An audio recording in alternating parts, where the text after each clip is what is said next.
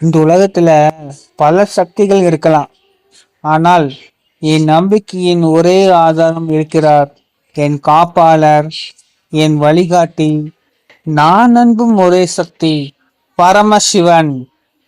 அவர் அருள் நம்மை எல்லா பிரச்சனைகளிலும் வழிகாட்டும்.